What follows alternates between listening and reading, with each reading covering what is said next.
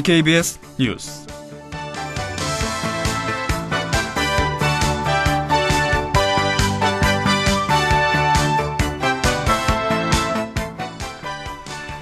한국의 서비스업 노동 생산성이 미국의 절반인 것으로 나타났습니다. 유럽연맹 EU가 난민을 나눠받는 회원국 강제할당제를 추진합니다. 서울대가 중간고사 부정행위를 전수조사합니다. 이상 오늘의 주요 뉴스입니다.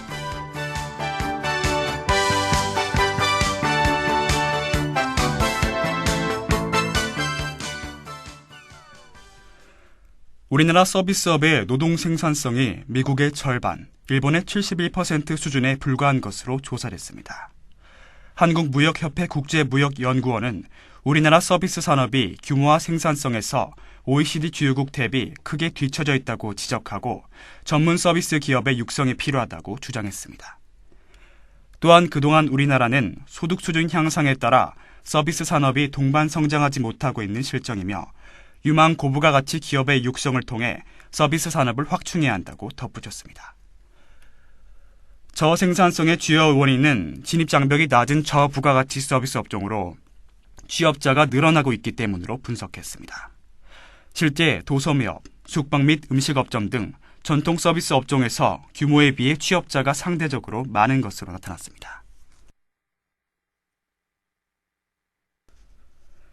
지중해 난민 참사가 이어지는 가운데 유럽연합 EU가 회원국에게 난민을 의무적으로 할당해 수용하도록 하는 방안을 추진하고 있습니다.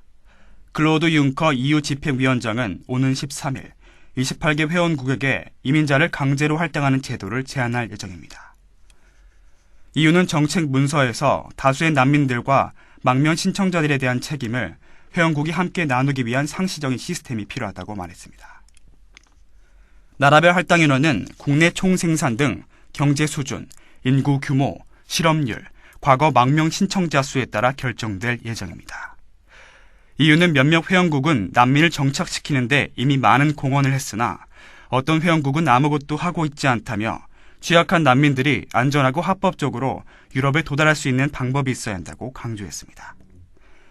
EU 내에서 가장 많은 이민자를 수용하고 있는 독일과 스웨덴은 이번 방침을 지지하는 입장이지만 보수당이 재집권한 영국 등에서는 반발이 거셀 전망입니다.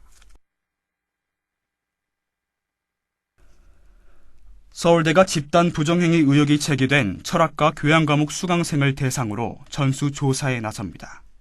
조사 결과 컨닝을 한 사실이 밝혀진 학생은 엄중 문책할 방침입니다. 서울대 관계자는 오늘 중간고사 때 컨닝을 했다는 일부 수강생들의 제보에 따라 진상을 파악하기 위해 강의를 들은 220여 명을 대상으로 목격담을 조사한다고 밝혔습니다. 이달 초 서울대생 커뮤니티 스누라이프에서는 이 강의 수강생 10명이 조교의 눈을 피해 서로 컨닝을 했다는 고발성 게시글이 올라왔습니다. 사실이 알려지자 해당 과목 교수는 지난 7일 재시험을 실시했지만 다른 학생들은 2차 피해를 입었다며 부정행위 학생을 색출해야 한다는 비난이 쏟아졌습니다.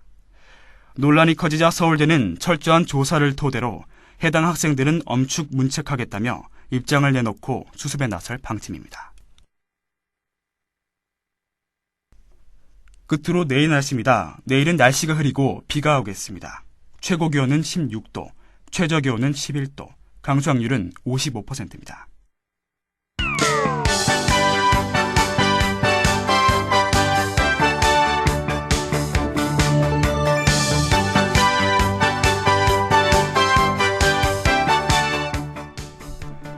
이상 DKBS 뉴스를 마치겠습니다. 제작의 DKBS였습니다.